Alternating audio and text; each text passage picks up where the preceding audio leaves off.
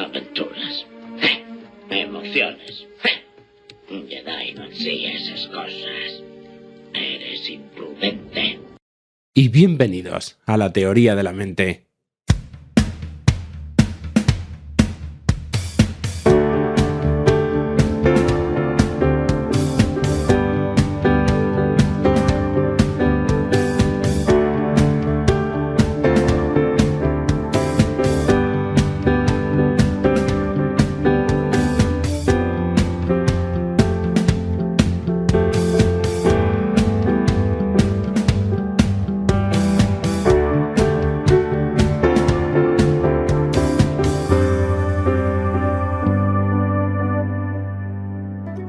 Y bienvenidos a la teoría de la mente, ya sabéis, el programa que trata sobre todos aquellos aspectos relevantes de la salud mental que te importan. Y hacemos especial hincapié en los trastornos de ansiedad, porque esa es nuestra especialidad. Somos miembros de Amadag, la Asociación Madrileña de Agorafobia y de la Teoría de la Mente. Para contactar con nosotros, pues simplemente páginas web www.amadag.com y lateoriadelamente.com. Podéis hacerlo a través de el correo info@amadag.com o también lo podéis hacer a través de nuestra app, que podéis descargaros tanto en iOS como en Android y donde están todos nuestros contenidos. Volvemos a traer esta vez a los 4 menos 1 fantásticos, porque Antonio Bulbena no pudo venir, para hablar esta vez de la emoción del miedo. No os perdáis porque, vamos, estoy especialmente contento con este programa. Y antes de dar paso al mismo, os tengo que recordar, hasta el día 2 de octubre todavía quedan plazas para el curso Sin Miedo al Miedo. Ya sabéis, es este curso de 4 meses de duración donde os vamos a contar todos los entresijos, todo lo que sabemos acerca del miedo. Creo que es uno de los cursos más completos que existen y todavía quedarán plazas. Ya sabéis, tenéis que informaros en amadag.com.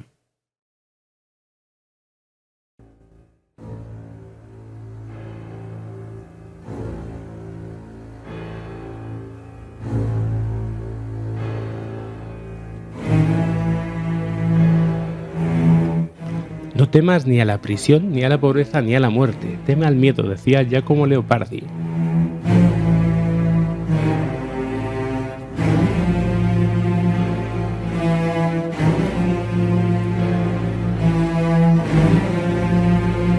Así que abandonamos las tierras de la tristeza y la alegría, el asco, del que también hemos hablado con otro equipo, y nos dirigimos al reino del miedo. En este viaje por las emociones vamos a procurar saber un poco más de él.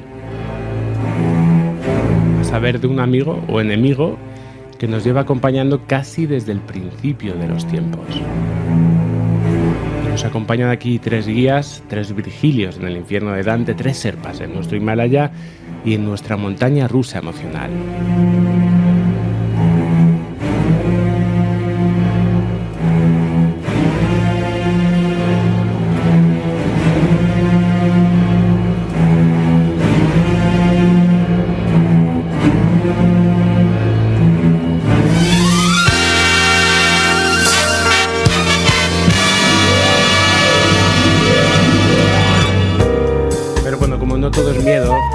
Ya estamos en agosto, pues vamos a poner algo un poco más veraniego de momento para presentar a nuestros invitados. Bueno, Iñaki Vázquez, buenas noches. Buenas noches, ¿cómo está Rubén? Pues ya a punto de coger ya las vacaciones, pero no sé si tienes aquí algún miedo también para confesar antes de iniciar el viaje. Miedo a colapsar antes del 15 de agosto, que es cuando cojo yo las vacaciones. Eso es bueno, ¿eh? Espero llegar. Acabo de terminar la consulta hace un ratito y ya las fuerzas van faltando un poco para llegar a vacaciones. Pero bueno, entonces no va mal. No es un miedo que sea poco común, ¿no? Bueno, también estamos con Emiliano Brunner. Buenas noches, Emiliano. Hola a todos. Buenas noches. Ya, es que hoy os recibo con aplausos y todo. Bueno, pues eligiendo la frase del programa, estuve a punto de poner también otra que era de Marie Curie. Esa que decía: a nada en la vida se le debe temer, solo se le debe comprender. No sé si tú dirías si el miedo te ha hecho comprender a ti cosas también. Bueno, no lo sé, al revés. Digamos que el miedo es un equilibrio entre comprender y no comprender, ¿no? Quiero decir, antes que todo, para tener miedo a algo hay que conocerlo. Hay que conocer que hay unas causas, unas consecuencias. Hay que tener miedo a estas consecuencias. Y para tener miedo de esto hay que saber prever, hay que saber asociar eventos, ¿no? Digamos que el miedo en este caso se apoya en la capacidad de asociación de eventos y también en la capacidad de imaginar eventos que no han ocurrido, ¿no? Las capacidades de imaginación visual. Claro, también hablaremos un poco de eso, del miedo a lo desconocido, que también es interesante, no solo lo que vamos a conocer o podemos conocer, sino también eso, ¿no? Lo que aún no conoces. Si antes no conoces, no puedes saber, ¿no? No puedes saber que estás a punto de pasar algunas consecuencias. Tanto que yo creo que uno de los miedos que también tendremos que discutir esta noche podría ser el miedo de no tener miedo. El miedo de no tener miedo, bueno, eso suena muy bien. Bueno, vamos a ver a Antonio Sánchez, también buenas noches. Buenas noches. Voy a poner aquí también un aplauso. Bueno, dicen Antonio que los sabios son prudentes. No sé si, así para empezar, ¿tú crees que el miedo también nos ha podido hacer también, en su justa medida, también más sabios? ¿A ti, tú crees que te ha hecho más sabio a ti? Yo creo que sin ningún género de dudas. No sé si más sabio, al menos más conocedor de alguna forma, o quizás, como decía Emiliano, con más capacidades de asociación. Evidentemente, yo creo que lo más importante no es el miedo en sí mismo, sino qué hacemos con él. Que hay una parte que esa es la esencial. Hay una parte que, desde luego, el miedo te ayuda a manejar la inseguridad. Y manejar las inseguridades es una de las esencias de poder, de alguna forma, poder conocerte.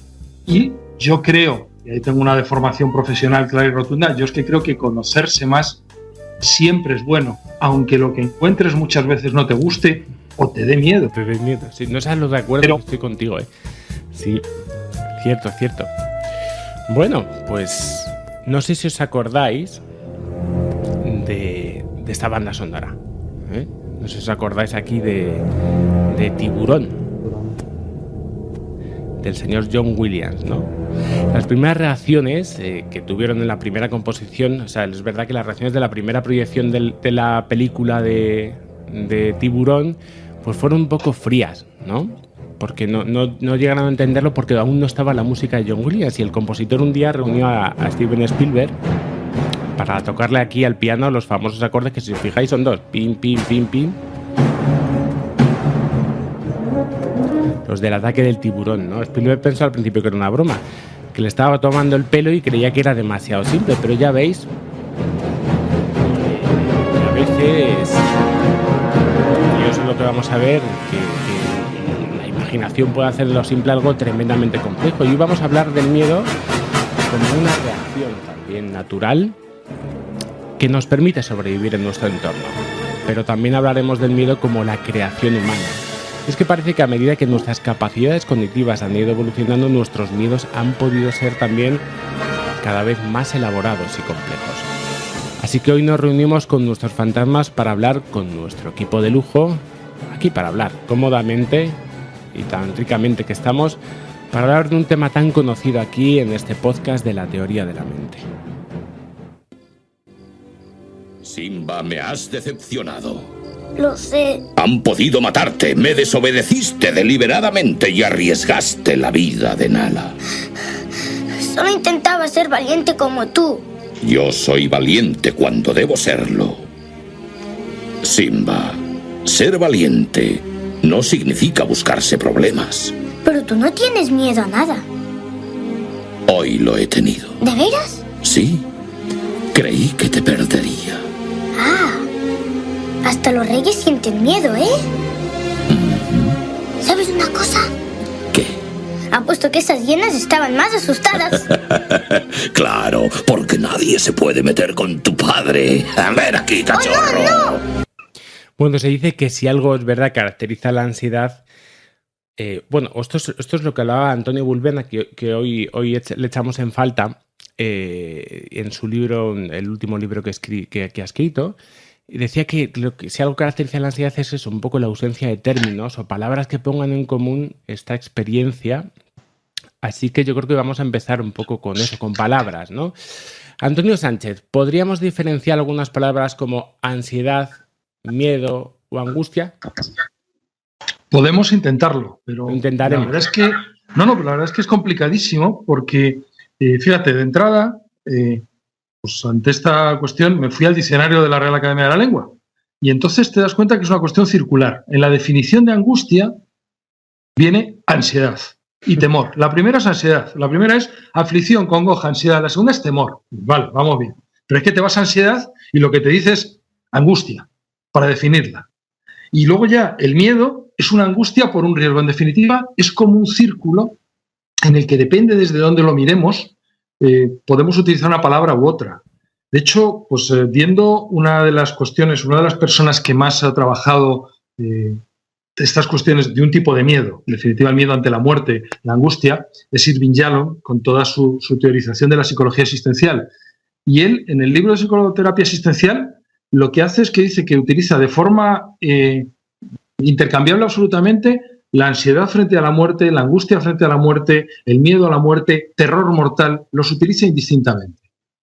Entonces, desde ahí, las definiciones, pues muchas veces son, de alguna forma, lo que cada uno queremos ver ahí.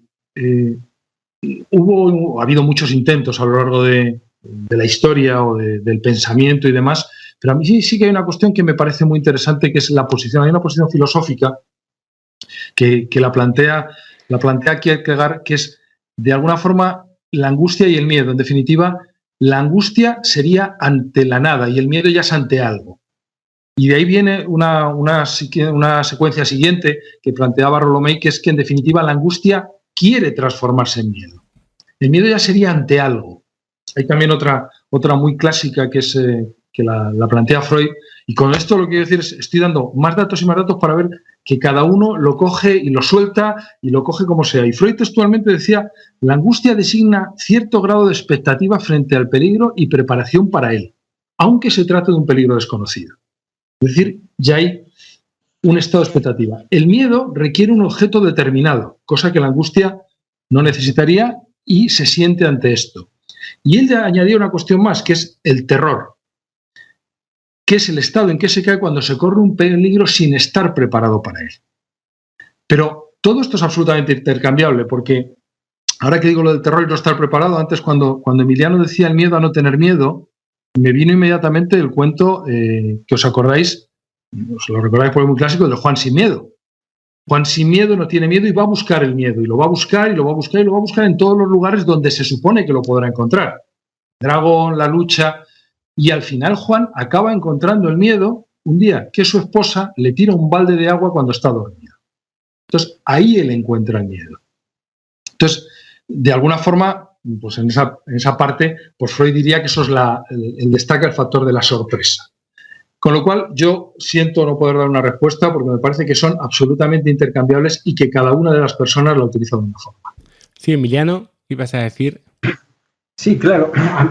Muy a menudo hay estos dos extremos, ¿no? El miedo y la valentía, ¿no? Pero realmente uno no tiene nada que ver con el otro. Quiero decir, ser valiente no quiere decir no tener miedo. Ser valiente quiere decir enfrentarse a tus miedos, ¿no? Y me acuerdo que algunos estudios que hicieron sobre perros, sobre razas de perros, ¿no? Hay perros que no tienen miedo a nada, ¿no? Pues resultó que tenían un tipo de bioquímica cerebral con lo cual sencillamente no se daban cuenta del peligro. Con lo cual realmente no eran valientes, eran estúpidos, que no es la misma cosa, ¿no?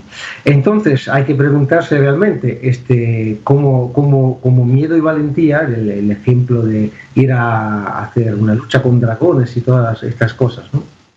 Realmente quizás son dos caras de medallas diferentes, no son dos caras de la misma moneda. Pues yo entre todas las definiciones y entre todas las palabras he escogido una leyenda además para ti, Emiliano, que me gustaba, que se llama El origen del pánico, ¿no? Y que vamos a, no sé si según la mitología griega, no sé si habéis conocido esto, el dios Hermes, que estaba materializado, porque no se materializaban así como así, porque tenían peligro los mortales, bueno, pues tuvo una relación amorosa con una de las hijas de Dríops. Y esta se quedó embarazada. Y cuando nació el niño, pues fue abandonado por su madre en el bosque. Y es que veréis, Pan, que es este niño, era tan extraño porque además no tenía ni aspecto, que tenía un aspecto extraño, mitad humano, mitad animal. Parecía una cabra, decían, ¿no? Y que le cubría una espesa mata de pelo. Y además sus piernas no eran piernas, sino que terminaban casi en pezuñas. Y parecía además que de su frente había ahí 2 cuernos que le daban un poco un aire un poco bestial, ¿no? Y en el bosque el hombre, pues eso, creció solo como un animal y era conocido como Pan, que estaba resentido con el mundo, y Pan se dedicaba a asustar a todos los habitantes del lugar, causando un temor descomunal. Les lanzaba un grito, ¿no? Y ahí el origen un poco de la palabra pánico, que es miedo al pan, a Pan, ¿no? Y la historia por la que se lo contaba un poco a Emiliano, que él tiene un blog que se llama Quenantropía también, porque a él le gusta mucho esto de las quenas y las flautas, pues te contaré que es verdad que este dios se enamoró de una ninfa que se llamaba Siringa, ¿no? Pero parece ser que la ninfa no tenía él mucho interés, ¿no? Nos está enseñando ahora mismo, porque estamos en esto, no hay imágenes, pero nos está enseñando Emiliano su Siringa. Y aceptaba, y ahí estaba, y aceptaba una negativa, o sea, al revés, no era correspondido, pero no aceptaba la negativa. Y como todos estos dioses, bueno, pues se dedicó a perseguir a la ninfa por todos los sitios hasta la orilla de un río que se llama Aladón, donde las hermanas ninfas le ayudaron y las convirtió en cañas de bambú que se erguían ahí en la orilla del río. Cuando Pan llegó, cortó las cañas y formó con ellas una flauta de tubos con las que se podían entonar, pues eso, las melodías más hermosas y recordar a su amada. Y parece que este es el origen de la flauta siringa, que luego no sé si se denomina flauta de Pan. Tú que sabes tanto de quenas y de todo eso, no sé si es lo mismo o si he rescatado una historia que tiene sentido desde ahí. No, las flautas de Pan son estas, las siringas, son los sikus, son estos instrumentos con cañas múltiples, ¿no? Y la quena, en cambio, es un instrumento, una flauta única, una pieza única de caña. Pero también en el caso de la quena, la leyenda cuenta que fue un hombre enloquecido por la muerte de su amada, que la desenterró, sacó sus huesos y con estos huesos hizo las flautas. La muerte siempre está en muchísimas leyendas sobre el origen de los instrumentos musicales. El berimbau africano es una mujer asesinada en un río que renace con formas de las diferentes partes de los instrumentos. En fin, la música siempre, quizás por su carga emocional, a menudo las leyendas la relacionan con actos de violencia o de muerte o de situaciones, digamos, en general negativa.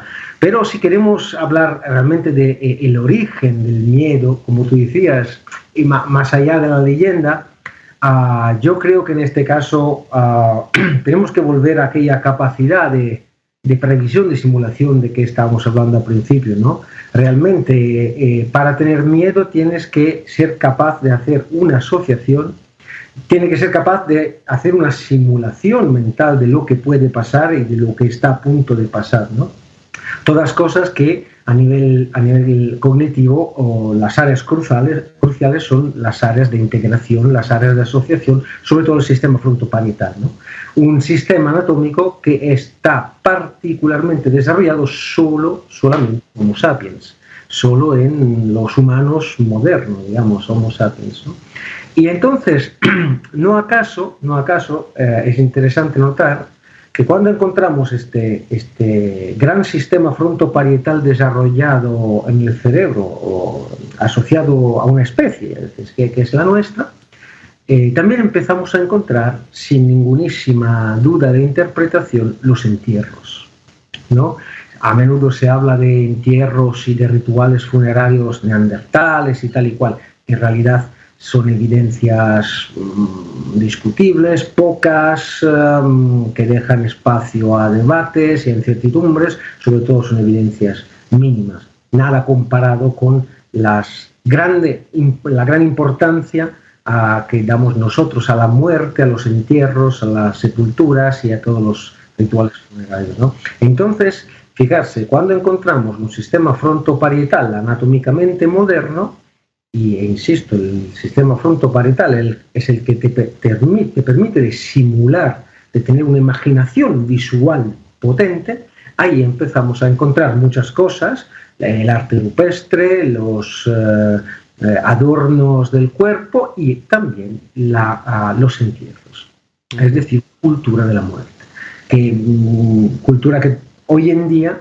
nosotros en nuestra sociedad respetamos muchísimo, pero fijarse, es uno de los pocos tabús que nuestra sociedad todavía tiene, ¿no? Dedicamos muchísima carga emocional y ritual a la muerte, pero es algo que no se puede hablar en público, no se puede desentrañar en el momento que uno se encuentra en una mesa de debate, ¿no?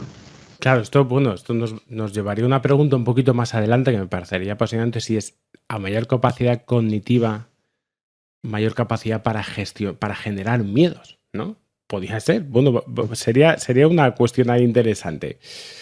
Bueno, vamos a ir con un diálogo. El miedo no es real. El único lugar donde puede existir el miedo es en nuestros pensamientos sobre el futuro. Es producto de nuestra imaginación, que hace que temamos cosas que ni existen en el presente, ni a lo mejor nunca existirán. Eso casi roza la locura, Kitai. Pero no me malinterpretes. El peligro es muy real, pero el miedo es una opción.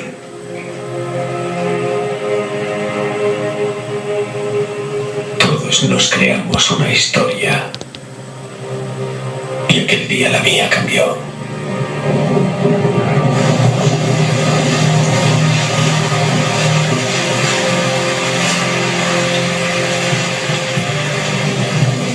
Es un diálogo de la película After Earth, que es una desafortunada película para muchos de Shyamalan, pero bueno, que no ha sido, o sea, ha sido un cineasta que ha hablado muchísimo acerca del miedo. Iñaki Vázquez, el miedo también se aprende, ¿no? Estamos viendo, es así. Sí, ¿no? El miedo sobre todo yo creo que se aprende.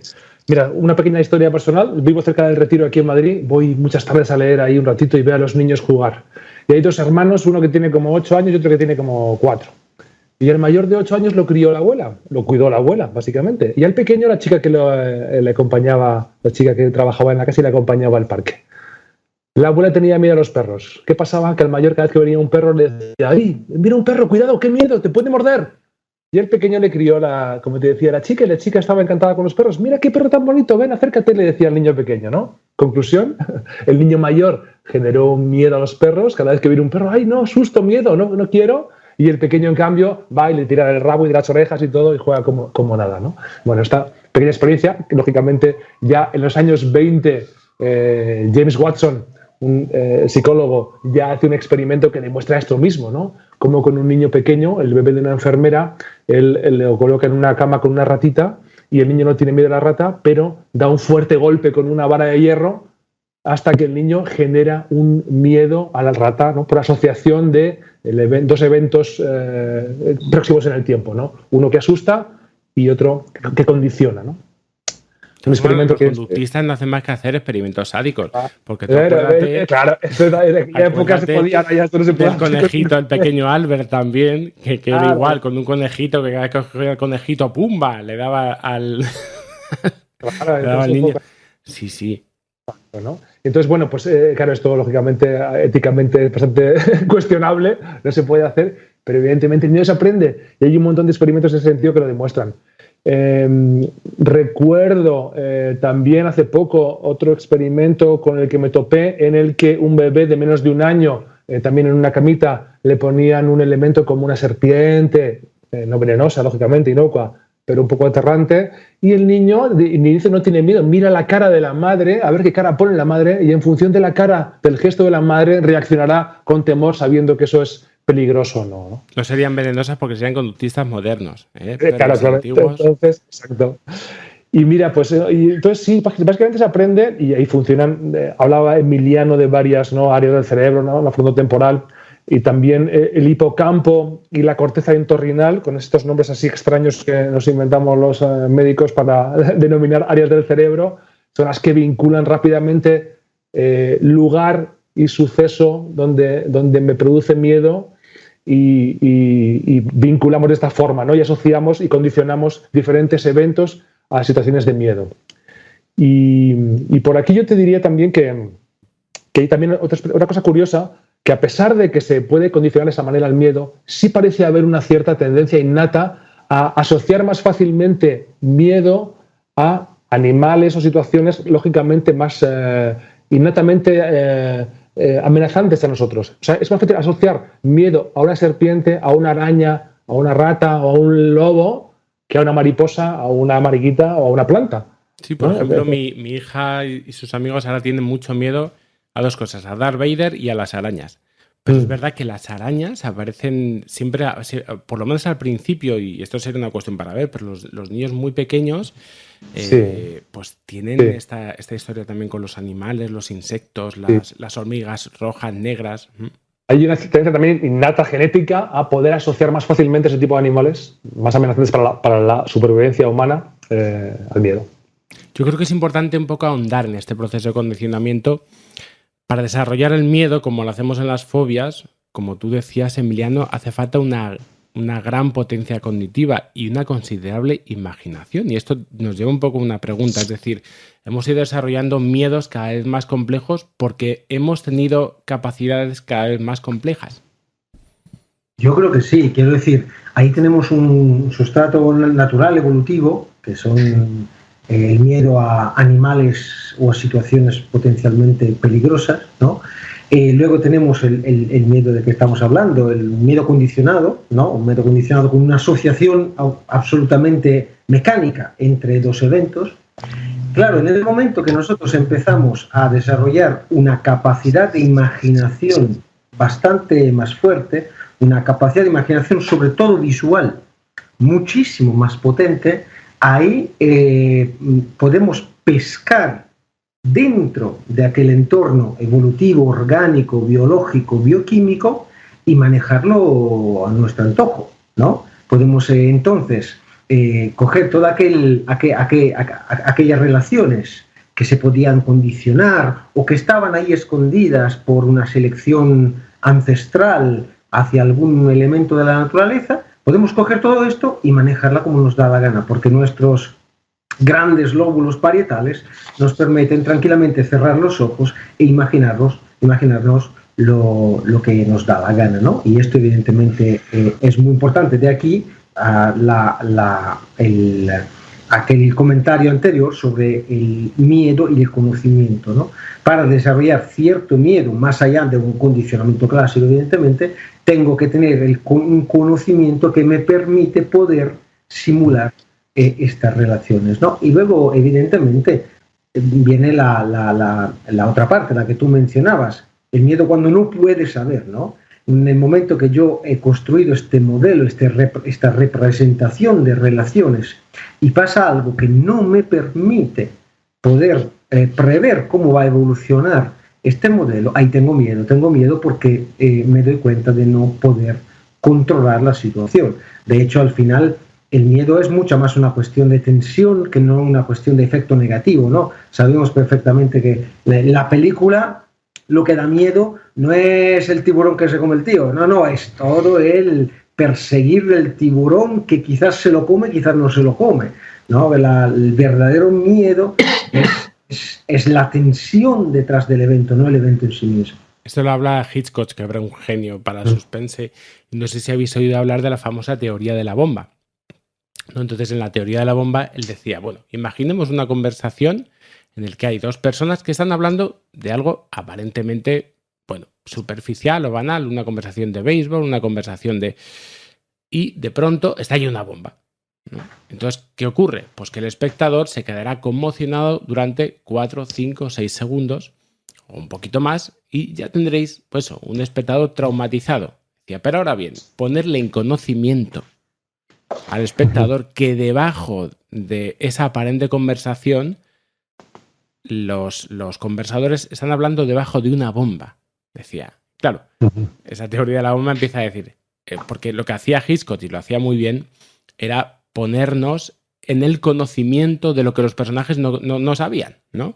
Entonces, a partir de ahí, claro, dice, ya tenemos un espectador angustiado hasta el final. Y con eso estamos jugando constantemente. Y el miedo, yo creo que es verdad, está jugando constantemente con lo que va a pasar, ¿no? Por lo menos la expectativa, yo tengo que trabajar, como sabéis, yo siempre con trastornos de ansiedad y en concreto, yo siempre digo que trabajo con el miedo al miedo. Entonces, yo trabajo con la agorafobia, es decir, personas, imaginaros, uno de las cuestiones con las que trabajo, personas que tienen miedo a tener un día un ataque de pánico y que en ese ataque de pánico eso sea el fin de todo, ¿no? Y claro, llevan esperando el fin. Hay personas que llevan esperando el fin porque nosotros tratamos ya casos no que llevan a lo mejor 2 o 3 meses, sino casos que llevan 20, 25 años a lo mejor estando encerrados en casa o con una vida muy, muy, muy limitada, ¿no? Entonces, claro, durante 25 años han estado esperando la bomba, ¿no? Que es lo paradójico de todo eso. No hacía falta que estuviese la bomba, han estado esperando la bomba y la espera de la bomba ya era, vamos, ha condicionado su vida de esa manera, ¿no? Otro aspecto que me parece interesantísimo hablando del miedo, que a mí es un tema que me apasiona, hay miedos de moda, ¿no? O sea, es decir, van cambiando a veces los objetos del miedo. Por ejemplo, se dice que en el siglo XIX el mayor miedo que había, que ahora ya no lo está tanto, era el ser enterrado vivo, ¿no? Y se inventaron entonces, además, unos sofisticados dispositivos. Llegó a haber hasta más de 20 patentes sobre ataúdes que en última instancia el que estaba muerto pero no podía tocar y bueno, ahí se activaba una cantidad de cosas y una cantidad también de alarmas, de campanas, de alguna manera a veces en la época victoriana los entierros podían ser un espectáculo, porque ahí, claro, si a veces sin querer se movía un artilugio de esos, estaban paseando el féretro y vamos, eso parecía casi una verbena. Entonces, es verdad que a lo mejor ahora mismo, con la aparición de la incineración, no aparecían esos miedos. Y otra cuestión que estábamos hablando antes de empezar a emitir, que estamos hablando, oye, y además hay culturas que tienen miedos específicos, que decía Antonio, bueno, no a veces parecen un poco leyenda, ¿no? Como el coro. No sé, Antonio, si nos quieres ahí hablar un poquito de esto, ¿no? De hasta qué punto la cultura influye también sobre el miedo, ¿no? Y sobre los diferentes tipos de miedos que va a haber. Yo no creo que influya, es que yo creo que lo determina. De hecho, es que me parece que el miedo, aparte de muchas visiones que podemos tener de él, yo creo que es un organizador social. O sea, en función de qué miedos tenemos, a qué tenemos más miedos y no, de alguna forma se van organizando las cuestiones. Hombre, yo diría que hoy día, por ejemplo, en todo el mundo occidental, la esencia del terrorismo es el miedo. O sea, la esencia del terrorismo es nada pasa, pero todo podría pasar. Porque objetivamente no ha pasado mucho, pero si un individuo coge en el puente de Londres y hace algo que, por otra parte, probablemente en Inglaterra pasa con relativa frecuencia, en Inglaterra, en España, en cualquier sitio, no es que pase todos los días, automáticamente a partir de ahí se genera un temor, se genera un miedo. Yo he conocido personas que han dejado de viajar a París después de los atentados de Bataclan. ¿Por qué no vas a París? Y bueno, me acuerdo que pasamos unas navidades en Turquía después de un atentado y hubo otro después. Claro, todo el mundo nos decía, pero estáis locos ir a Turquía. No, pues, yo no tengo ese miedo, tengo otros. Entonces, claro que es un organizador social y es un controlador social. Que a mí eso también me parece muy, muy importante. Porque cada vez que estamos... es un tema tan genérico el que estamos tratando hoy que de lo concreto, antes hablábamos de determinados animales que son peligrosos o no. Ahí entraría una cuestión, cuando Iñaki lo planteaba, ¿qué animales nos da miedo? La cuestión sería por qué las cucarachas dan tanto miedo, si teóricamente no son peligrosas. Quizás la forma de moverse es el bicho que se mueve, hace giros de 90 grados de forma inmediata. No lo sé, pero sí que hay una parte que a mí me parece muy interesante, que es el miedo como organizador social. Y creo que, por desgracia, en nuestra cultura el miedo está siendo un reductor social enorme, de dejar de hacer muchas cosas, de no poder permitirnos. Incluso hay un miedo, Emiliano antes decía miedo al miedo, y el miedo a pensar, que de alguna forma también, bueno, ha existido siempre, por supuesto, pero antes quizás había un claro castigo ante determinados pensamientos. Ahora hay muchísimas veces que hay cosas como que no se pueden pensar. ¿Por qué? No lo sé. Ese no sé entra en el miedo, entra en esa angustia. Y también lo último, enlazando con lo que decía Emiliano del ser humano como el único con entierros, yo creo que hay una parte del miedo que si quizás podíamos separar, como decía al principio, la cuestión de la angustia. A mí esa angustia existencial me parece que únicamente es humana, que además sería tanto el miedo a la muerte como el miedo a la vida. Yo no sé, evidentemente no soy antropólogo, Emiliano nos va a decir muchas más cosas, pero yo no creo que haya ningún bicho que tenga miedo a la vida. Mientras que el ser humano, obviamente, sí. De hecho, somos los únicos primates capaces de suicidio. No hay otros primates que se suicidan y evidentemente esto delata cierta capacidad que va más allá de lo que vemos, digamos, a nivel orgánico y biológico. Y tú mencionabas el miedo a tener miedo y todas estas cosas. Yo vuelvo al tema del conocimiento. Hay también miedo de saber. ¿Cuánta gente tiene miedo de saber algo y prefiere no saber, prefiere no conocer, porque el conocimiento de una situación o de una realidad o de un proceso le aterroriza? Iñaki, ¿vas a decir tú también? Sí, también, fíjate, ¿no? El uso del miedo como organizador social y como control social. Las religiones han usado el miedo constantemente para controlar a todos, ¿no? En el sentido de miedo para ir al infierno si no haces esto que yo te mando. Y había un verdadero terror y pánico a no cumplir las normas estrictas de la Iglesia Católica por miedo a no alcanzar el cielo y acabar yendo al infierno. Y hablando de las modas, me ha venido a la cabeza un par de ejemplos, ¿no? Por ejemplo, el miedo a los extraterrestres durante una época de los años 40 o 50, por ejemplo, las invasiones extraterrestres, la que monta Orson Welles con una radio y provocando un pánico en todo Estados Unidos con su famosa obra de teatro La Invasión, ¿no? No recuerdo exactamente el título, ¿no? Cómo genera ese miedo, ese pánico totalmente, que incluso se cometen suicidios y un montón de cosas alrededor de eso. Y más adelante en la Guerra Fría, por ejemplo, el miedo a una guerra nuclear, ¿no? También, y si tuviera que decir ahora un miedo moderno, actual, además del terrorismo que decía Antonio hace un ratito, sería quizá el miedo a no tener suficientes seguidores en Instagram o en Facebook, y un poco al vacío, al no ser reconocido, el pánico, ¿no? El miedo a que no me reconozcan, no me vean, no tener esa fama, esa mirada del entorno que me haga más visible, ¿no? A ojos del mundo. Antonio, sí, pero es que habías pedido la palabra. Sí, esa parte, fíjate, lo que estás diciendo, en definitiva, ese no ser, nos podemos reír, pero no tener suficientes seguidores en Instagram, en Facebook, en definitiva es no ser. O sea, es lo mismo que morir. O sea, claro. Si no estás... Y lo de colocar los miedos en los tiempos, es curioso cuando Iñaki aludía a lo de la Guerra de los Mundos de Orson Welles. Entonces, fíjate, es curioso, por ejemplo, ese temor de los extraterrestres, temor y también apasionamiento por ellos. O sea, yo crecí con ellos cuando yo tenía como 18 o 20 años, era todos los días. Y es muy llamativo como ahora que todos llevamos una cámara de fotos en el bolsillo, apenas hay fotos de ovnis. Y por contra, en la época en que había 4 cámaras, oye, había fotos de ovnis todos los días. Sería para que hoy hubiera...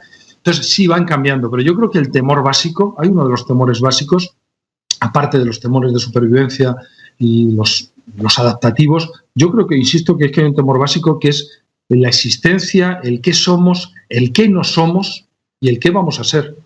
Y ahora el problema que creo que lo que enlaza con lo que decía Iñaki es que ahora dejar de ser es muy fácil. O sea, es que si me quitas, si me apagas la cámara, he dejado de existir. Si no aparezco 4 días en un medio de comunicación, he dejado de existir. Entonces, todo eso genera unas nuevas visiones que no sé por dónde saldrán. Estamos hablando de eso y que el otro gran miedo también nos lo da también lo no conocido, ¿no? Lo que no podemos predecir, que nos decía Emiliano Brunner. Y vamos con un diálogo también. En los periódicos parece más bajito, señor Wayne. Sin armas, qué insulto. ¿Puedo enviar una nota de agradecimiento? No he venido a darle las gracias, sino decirle que hay personas en Gotham que no le temen. Solo quienes me conocen, chaval. Mira a tu alrededor. Verás 2 concejales, un sindicalista, un par de polis fuera de servicio y un juez. No vacilaría un segundo en volarte la tapa de los sesos aquí, delante de ellos. Y ese poder no se compra. Es el poder del miedo. Yo no le tengo miedo. ¿Porque crees que no tienes nada que perder? Pero no lo has pensado bien. No has pensado en esa amiguita tuya que trabaja en la fiscalía. Y tampoco has pensado en tu viejo mayordomo. ¡Bam! Las personas como tú tenéis mucho que perder.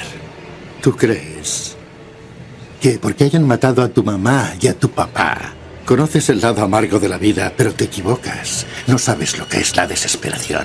Tú eres Bruce Wayne, el príncipe de Gotham. Aunque te alejaras más de 1000 kilómetros, la gente sabría quién eres. Así que no vengas aquí hecho una furia, intentando demostrarte algo a ti mismo. Este es un mundo que tú jamás comprenderás. Y siempre se teme aquello que no se comprende. Claro, eso es una pregunta para hacerse. Esto de lo que no comprendo, como decía Marie Curie, muchas veces es lo que me da miedo, ¿no? Esto es una parte también, yo creo que es fascinante, ¿no? Todo lo que no entendemos y no comprendemos, y cómo a veces el comprender sí nos ayuda precisamente a lo contrario. Vamos con otro tema, si os parece. ¿Cuáles son las estructuras corticales y las hormonas que están más relacionadas con el miedo? Bueno, yo creo que aquí podéis responder los 3, pero vale. Claro, los 3 estáis totalmente capacitados. Sí. Entonces, con 2 psiquiatras y Emiliano también tenemos de sobra. Entonces, bueno, Iñaki, vale. Si nos introduces un poco. Bueno, en el centro, la famosa amígdala, ¿no? Que no son eso que está al fondo de la garganta, sino que es una estructura de neuronas que están metido por el lóbulo temporal ahí dentro, que sonaba también, ¿no? Relacionada con la agresividad y muy vinculada también con el miedo. Es la primera que se activa ante una situación que nos puede poner en alerta ante un peligro. Voy por un callejón y aparece un posible ladrón y me siento amenazado, ¿no? Es la amígdala la primera que despierta y empieza a lanzar señales, ¿no? De ahí pasaría a la ínsula, que la ínsula es otra parte próxima a la amígdala, que nos activaría fisiológicamente y nos da que el corazón se acelera un poquito, empieza la taquicardia esa que nos prepara para, por si tenemos que correr. Empezamos también con la sudoración, ¿ves? Toda esta activación adrenérgica que nos pone como en marcha ante una posible ataque o huida ante esa sensación de miedo. La corteza prefrontal, dorsolateral, otra área muy vinculada al miedo, y es la que nos hace enfocarnos en el objeto temeroso, y así podemos poner toda nuestra atención, bloquear todo lo demás y solo centrarnos en la posible amenaza.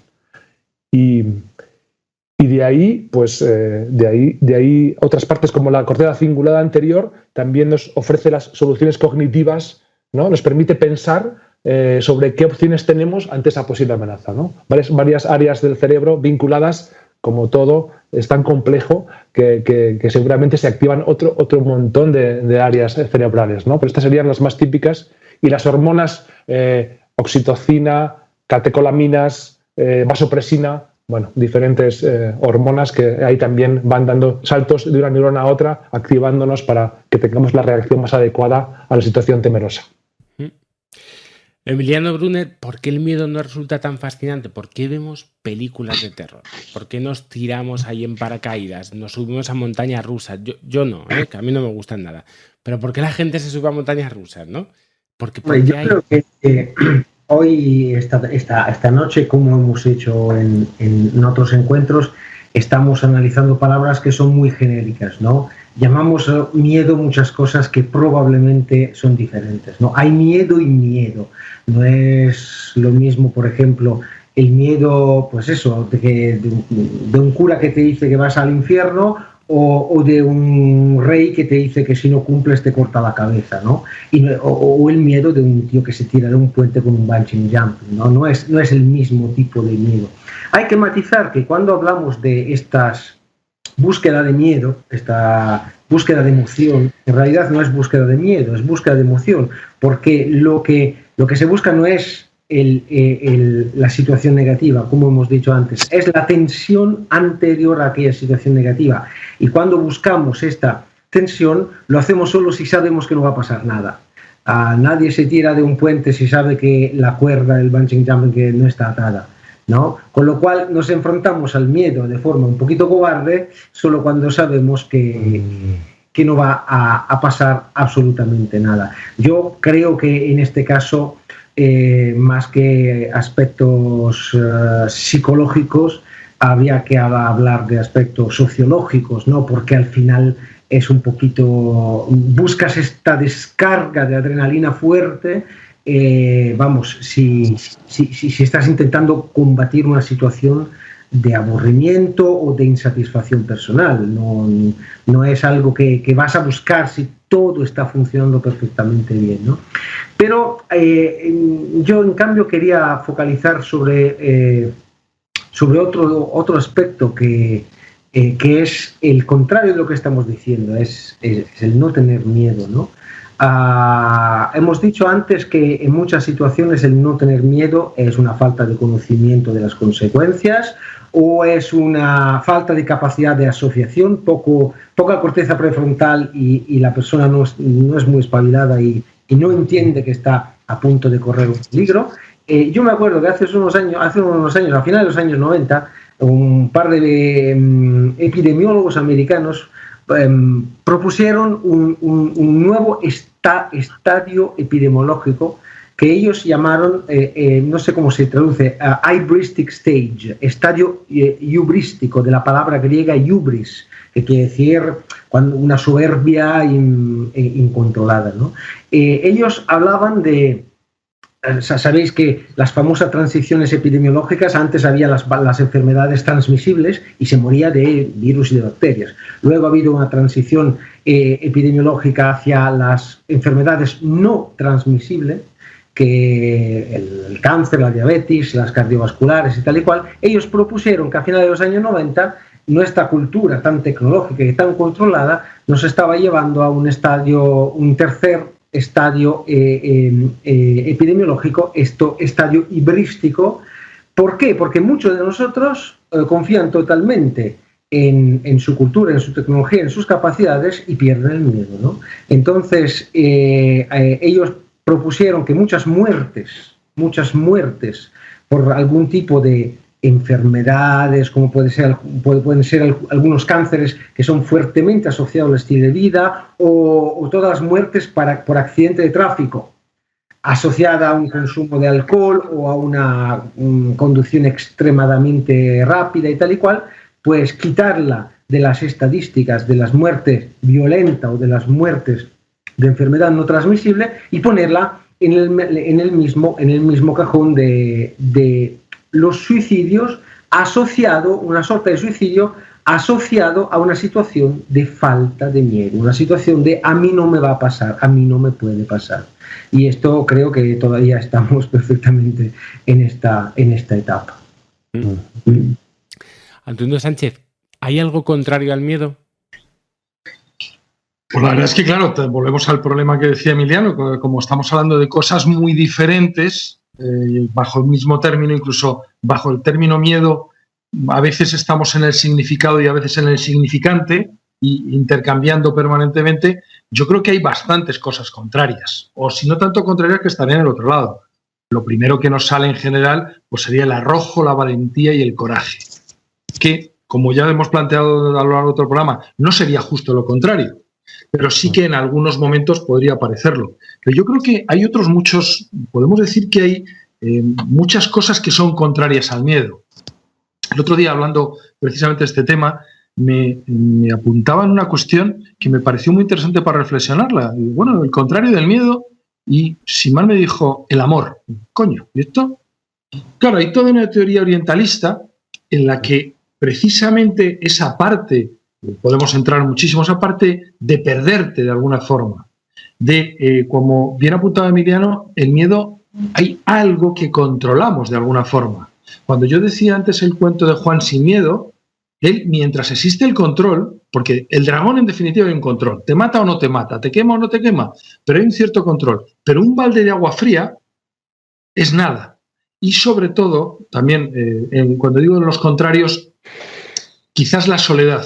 Por ejemplo, ese cuento de Juan sin miedo, curiosamente quien le provoca el miedo es su esposa. Alguien a quien ha tratado de conseguir con quien está ya cuando tiene una cierta seguridad. De alguna forma, por supuesto también, un contrario del miedo para mí sería la irresponsabilidad y la ignorancia, que enlaza con lo que planteaba Emiliano. Hay una parte que no es el contrario, es simplemente no tener miedo. Pero a mí me parece preocupante hoy día, por ejemplo, la ausencia de miedo ante determinadas enfermedades venéreas. O sea, hemos pasado una época, pasamos una época con el advenimiento del SIDA, que aquello era horroroso, y hoy día ya prácticamente nadie habla de todo. Es verdad, ya ha desaparecido, ¿no? Parece como que se haya solucionado. No es verdad, o sea, hay más casos, hay muchísimos casos, pero cuando digo no digo solo el SIDA, sino otras muchas enfermedades, otras muchas infecciones. Entonces, vivir en un mundo sin miedo, que también enlaza con incluso el miedo a los accidentes.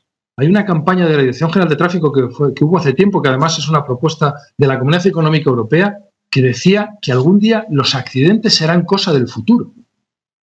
¿Qué dices? No es que vaya a haber menos, no, que los accidentes desaparecerán, que prácticamente, yo el primer día que lo oí dije, coño, seremos superhombres, seremos dioses, porque claro, esa cultura nuestra ahora mismo parece que los miedos y los temores hayan desaparecido. Sobre todo ese miedo a las enfermedades, ese miedo a morir, ese miedo a no ser. Y me parece bastante preocupante.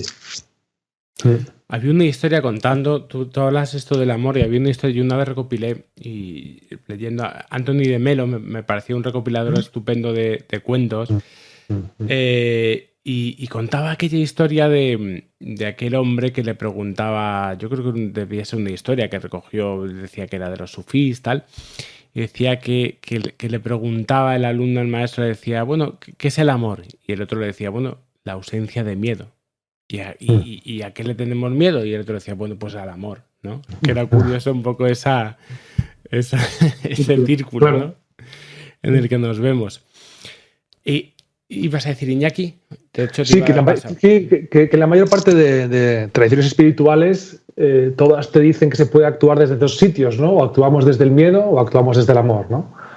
Y eso se repite constantemente, ¿no? Y me ha gustado mucho que lo mencionaba Antonio, que el contrario del miedo para una gran parte de tradiciones espirituales es precisamente el amor, ¿no?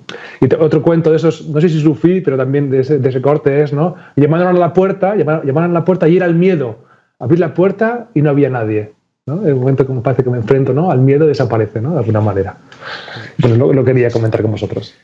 Bueno, yo te iba a coger ahora el testigo porque tenía que preguntar algo, claro.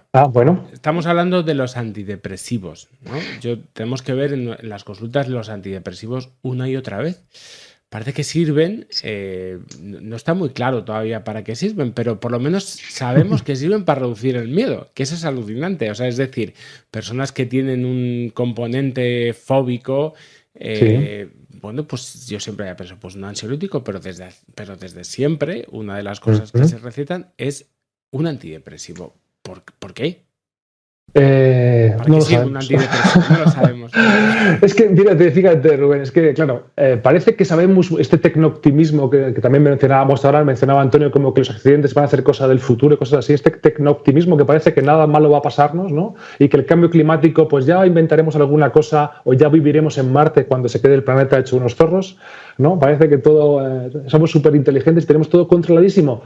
Pero en cuestiones más cerebrales, mentales, ¿no? No tenemos ni idea. Seguimos matando en el cerebro con los fármacos moscas a cañonazos. Y esto es así.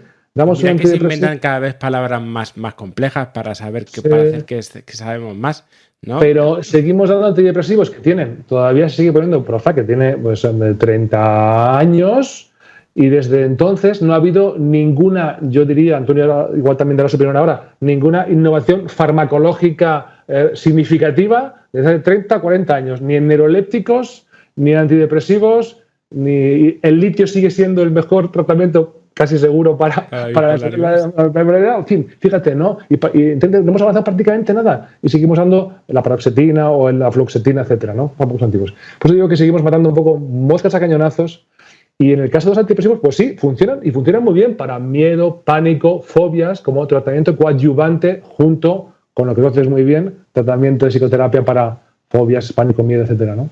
Pero claro, los antidepresivos, pues sí, sabemos que hay algunos que atacan más la vía serotonérgica, dopaminérgica, mixta, en fin, una serie de vías distintas, pero que igualmente te valen para pánico, miedo, fobias, como te valen también para dejar de fumar, para la depresión y para otro montón de cosas que se te puedan ocurrir, quiero decir, ¿ves? Entonces, para todo sirve. Bueno, no quiero, Antonio dirá algo ahora, pero no quiero tampoco demonizarlos y tal, pero realmente decir que, bueno, que no sabemos bien cómo funcionan, nos sirven y tratamos de usarlos de una manera sensata para como una herramienta más de apoyo para mejorar todo este tipo de trastornos. ¿Cómo me alegra esta honestidad?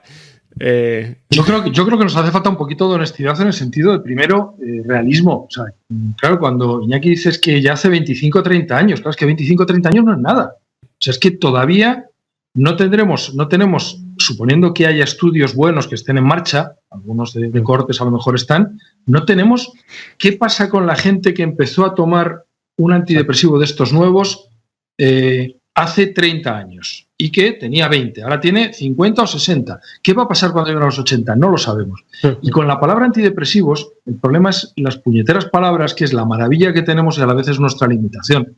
Es que deberíamos dejar de llamarles antidepresivos. Sí. No hace mucho leía un trabajo que decía que prácticamente se calculaba que en el mundo el 80% de las personas que toman antidepresivos, no entro si están bien indicados o no, desde luego no estaban indicados para depresión. O sea, sus médicos, sus psiquiatras que se los dan no estaban tratando una depresión. Con lo cual deberíamos llamar de otra forma. Y un poco de humildad. Sí, pese a todo eso, sabemos muchas cosas y sabemos muchísimas más que hace 10 o 15 años. Pero estamos en mantillas, estamos en el inicio del comienzo.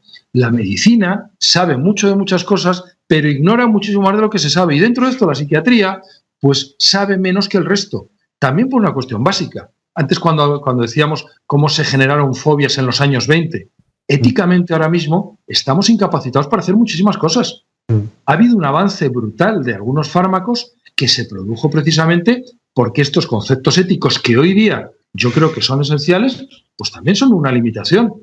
Entonces, desde ahí, bueno, pues funcionan a veces espectacularmente. O sea, hay que decir que es que a veces es espectacular y otras veces no tanto. Y hay personas que es mejor que no tomen ningún fármaco. O sea, ese equilibrio es un equilibrio que en definitiva nos acerca, por mucho que haya mucha gente que quiera que esto sea una ciencia absoluta y tal, nos acerca a un arte. Un arte con conocimientos, un arte con muchísimas cosas detrás. Pues el siguiente diálogo te lo voy a dedicar a ti, Antonio, porque hemos hablado un poco antes de esto. Vamos a retomar este tema. Claro que los nazis no debían odiar así a los judíos, pero su odio no es algo sin causa. Solo que esa causa no era real.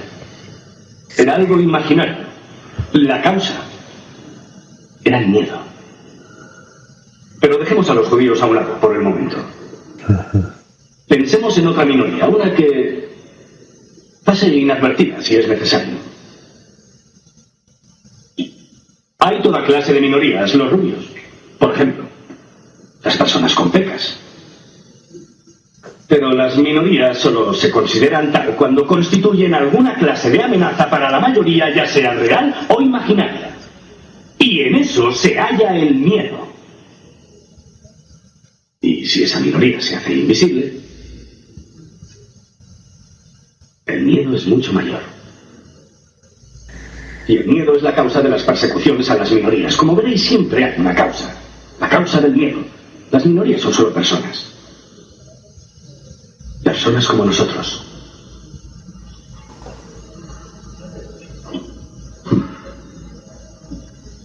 Veo que os habéis perdido un poco. Haremos una cosa. Olvidaremos al señor Huxley por hoy y hablaremos sobre el miedo. Bueno, estamos hablando antes del miedo también como control social y cómo se ha utilizado antes y cómo se ha utilizado durante toda la historia también como ese control social, ¿no? No sé si queréis añadir. Sí, yo creo que a lo largo de toda la historia se ha utilizado y se ha alimentado ese miedo al diferente.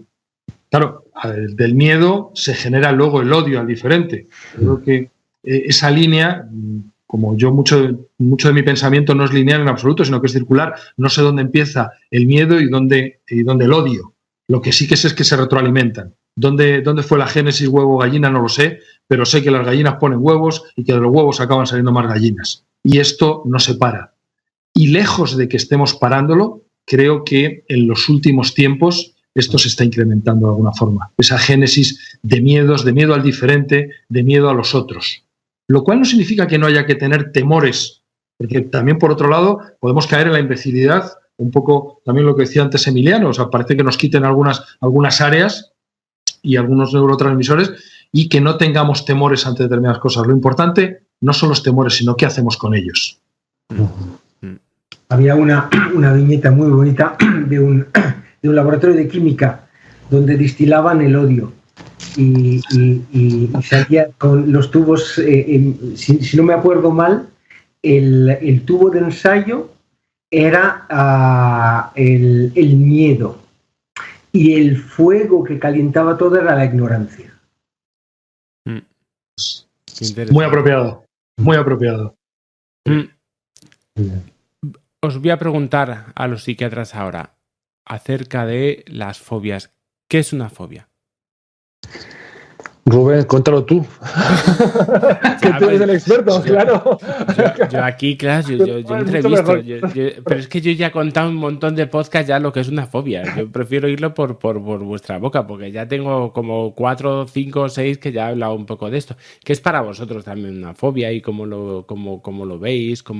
Porque podríamos hacer una cuestión típica y clásica que tiene que ver con mayor interferencia o no en la vida cotidiana o no, pero no sé, sí. Si os apetece también. Yo lo primero diría, para mí, desde luego, la fobia es colocar una ansiedad a plazo fijo. Esa angustia esa angustia flotante ya está en un sitio colocada. Y de hecho, tenemos una dificultad en las mismas definiciones, en las clasificaciones internacionales. Por ejemplo, la hipocondria queda fuera de las fobias, porque lo que se necesita es que sea algo muy concreto. Pero claro, como esto tampoco nos sirve, entonces dejamos la agorafobia por otro lado y la fobia social por el otro. Pero básicamente es colocar unos temores que yo creo que son de otros lados y colocarlos ahí. Sí, yo creo que esa para mí sería lo esencial, porque luego ya el resto, no hace mucho me mandaron una cosa de estas de Facebook y demás, con las fobias más frecuentes, o las más raras, perdón, o sea, ya claro, de todo, pues no sé. Sí, hay 100, ¿eh? El que tiene miedo, que no es al rayo, es al rayo que cae el 13 de diciembre y además cuando la tormenta es por la tarde, y esto se le pone un nombre que sería el que fuere. Y dices, yo ya no sé si, de verdad, a veces veo esas listas y digo, ¿estamos en la imbecilidad? Claro. O tratamos de colocar nombres cada vez más complejos. Y antes tú aludías precisamente a que cada vez tenemos más nombres o colocamos palabras por ahí. Me venía, y con esto terminaría la parte de decir lo de las fobias, hay una cuestión que Mefistófeles le dice a Fausto, que le dice, cuando no sepas qué hacer, inventa palabras. Y yo creo que con las fobias no sabemos qué hacer y se van inventando cada vez más palabras. Emiliano. Sí, claro, yo soy el único que aquí... técnicamente no sé qué es una fobia y por esto me parece buena la idea de preguntártelo a ti, Rubén, y te lo pregunto yo, que soy el único que tengo derecho a no saberlo. Lo que te pregunto es, una fobia desde luego es algo que pasa olímpicamente de lógica, razón y sobre todo de estadística. No sé si pasa totalmente de la lógica. Yo creo que la fobia tiene su propia lógica. Eso es cierto. Porque el miedo tiene su propia lógica. Lo que pasa es que no es una lógica a la que estemos quizá acostumbrados. ¿vale? Por ejemplo, la lógica, un miedo necesita del control y nosotros estamos acostumbrados a funcionar en la vida real a base de intentar controlar las cosas, pero resulta que yo siempre, cada vez veo más, la fobia que aparece en cada persona, digamos que es la horma de su propio zapato, es aquel aspecto que tiene que resolver en su vida que no puede resolver o que no ha podido resolver mediante otras cuestiones. Porque antes hablábamos un poco de la angustia. La angustia es una cuestión un poco inespecífica, pero de pronto la fobia nos da la oportunidad de tener un objeto. ¿De acuerdo? Cuando yo estoy angustiado, pues estoy angustiado. Yo no sé por qué estoy angustiado. Hay personas que le preguntan que está angustiado, pero de pronto la persona tiene un objeto que puede ser, imaginamos, en la fobia social, el miedo a la evaluación, ¿vale? Entonces, a partir de ahí ya tenemos todo un mundo en el cual podemos empezar a entender y tenemos que empezar a entender cómo funciona el miedo, ¿vale?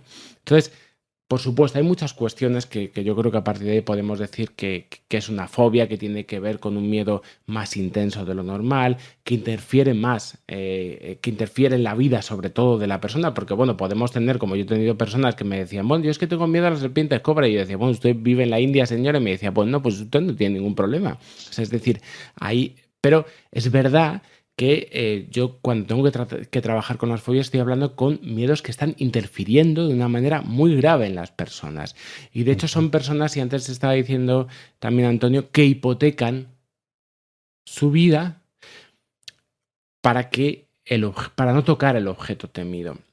Yo diría que la fobia de alguna manera es verdad que es una especie de inversión a plazo fijo, como estaba diciendo también Antonio, porque en la fobia tu vida cambia totalmente de sentido y pasas de querer que pasen cosas, de querer que pase la vida, a que tu vida está centrada a que no pasen determinadas cosas, ¿vale? Por ejemplo, una persona que tiene agorafobia lo que va a tener miedo es a tener un ataque de pánico y que ese ataque de pánico acabe de alguna manera con él. Bien por miedo a la locura, bien por miedo también a la muerte, bien por miedo al desmayo o al ridículo también. Es decir, la fobia siempre prevé un final catastrófico que no vamos a ser capaces de resolver. La fobia está llena de gravedad, ¿no? La fobia está llena de pronto de algo que vamos a pensar que no vamos a poder controlar y no vamos a poder soportar, como nos decía nuestro buen amigo Ellis. Es decir, tiene que existir la concepción de que va a ser algo insoportable, inaguantable. ¿Y cómo es posible que pase el filtro de la experiencia empírica y sobre todo, dicho de forma cuantitativa, de la estadística? Quiero decir, yo insisto con la importancia de la asociación entre eventos para generar miedo, ¿no? Una fobia evidentemente no cuenta con ello, porque en una fobia tú no tienes evidencia estadística que aquel objeto o aquel evento te perjudique de ninguna forma, con lo cual estás teniendo un miedo a algo de que no existe ningún tipo de asociación o de evidencia estadística que efectivamente te pueda perjudicar físicamente o psicológicamente. Bueno, ¿cómo es posible que se pase este filtro? Las fobias que yo por lo menos trato son, como decimos, y estamos hablando de que cada vez somos más modernos, pues son fobias muy modernas. Es decir, son miedos al propio miedo. Hemos pasado de tener miedo a lo externo, ¿no? Que podría ser un tipo con un bate, que sería estupendo, porque entonces, bueno, pues podríamos saber que habría algo de peligro, a el miedo a mis propias sensaciones. Es decir, las personas de repente tienen una dificultad enorme, no, más que dificultad, tienen una separación enorme en ese momento con su cuerpo. Es decir, son personas que empiezan a temer a sus propias reacciones. Es decir, empiezan a temer al propio miedo. Entonces, claro, ellos experimentan una sensación que no pueden explicar, que no pueden entender, y a partir de ahí empieza a generarse este tipo de fobias, este tipo de miedos. Es miedo casi a uno mismo, es miedo a lo que uno también podría incluso generar o producir. Entonces, claro, a partir de ahí, ¿ibas a decir, Antonio? No, simplemente dando respuesta a lo de Emiliano, no respuesta, añadiendo algo más, es que en lo que tú planteas, Emiliano, nos acercaría mucho un tipo de fobias a las ideas obsesivas. Y que por definición una idea obsesiva es una idea que está invadiendo a la persona, pero ésta sabe que es absurda, sabe de su irrealidad. que a su vez sería una diferenciación con los delirios. Entonces ahí, en el ámbito obsesivo, hay un espectro en el que algunas fobias, que también llevamos mucho tiempo hablando, llevamos un ratito hablando ahora de ellas, pero es que hay fobias y fobias. Es que son muy, muy diferentes. Es bajo un mismo paraguas, estamos colocando cosas muy diferentes. Antes decíamos en esa sensación de humildad, es que yo creo que estamos de alguna forma en una descripción, pues no sé, casi como cuando Darwin llegó allí a las Galápagos y empezó a mirar cosas. Estamos un poco en eso, en muchas cosas. Entonces, hay espectros que nos comunican mucho unas cuestiones con otras. Y cuando Emiliano decía cómo se salta ese filtro, cómo se salta esa cuestión del saber que no es algo que sea peligroso de verdad, entra muy en la línea de las obsesiones. Y de hecho, la hipocondria realmente es prima hermana de las obsesiones. De hecho, hay personas que plantean toda esa cuestión del espectro obsesivo. Lo que pasa es que si hablemos un espectro de eso, al final metemos prácticamente casi todo. Claro. Y esto es un poco complicado. Por cierto, hablando de Darwin, no sé si sabéis un poco la historia de Darwin, que también está relacionada con el mundo de las fobias. Es decir, un tipo que se dedica a viajar por el Beagle durante 3-4 años, llega a su casa, empieza a sentir una serie de palpitaciones y Darwin no sale de su casa durante años. El hombre tenía que salir con unas lunetas tintadas ya en plan gángster de su carroza. Es decir, de hecho, una de las últimas especulaciones, había pensado si podía ser mal de Chagas, podía ser... Bueno, el último diagnóstico que le dio el último libro fue agorafobia. Y incluso también mezclado también con fobia social. Un tipo que viaja alrededor de todo el mundo. O sea, cuando la gente me dice, bueno, es que las personas que tienen fobias tienen alguna característica concreta, puede ser, ¿eh? Pero yo, es verdad que en estos 20 años he visto de todo.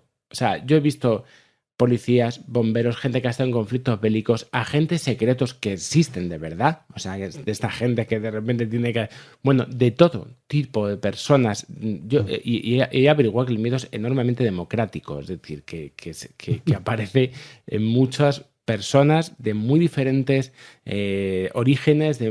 Y es importante, sobre todo, cómo terminan algunas personas enganchándose de forma obsesiva, porque el miedo tiene un componente muy obsesivo, como estaba diciendo también aquí Antonio, cómo terminan enganchándose un poco a ese miedo.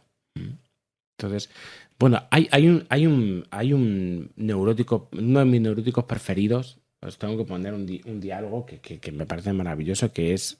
No deberíamos estar aquí. Tengo miedo, es siniestro. Tú me comprendes. Esto podría ser... A saber quién estará metido en esto. Quizás sea algo muy gordo, Carol. Quizás sea un nuevo Watergate o algo así. Pero que no me gusta. ¿Qué?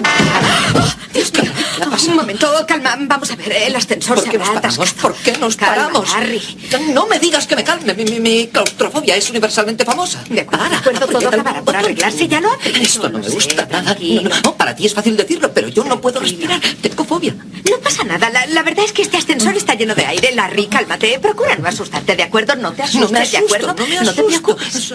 Solamente voy a rezar el rosario. Alguien nos ayudará, ya nos encontrarán. Oiga. Esto no me gusta. Aprieta algo, que se acabe.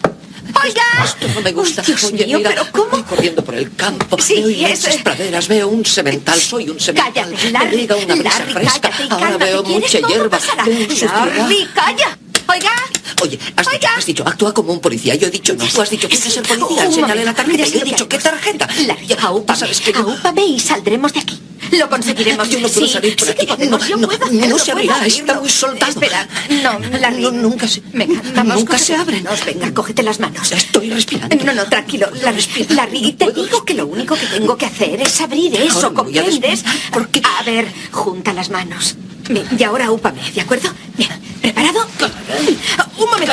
Espera. Tienes que dejar los postres contundentes. Espera. Mi vida entera está desfilando ante mis ojos. Lo peor es que conduzco un coche viejo. Maldito trasto. Debería abrirse. Dios mío, ¿en serio? Madre mía, claustrofobia y un cadáver. El colmo de un neurótico. Bueno, claro, no lo podemos no citar, ¿no?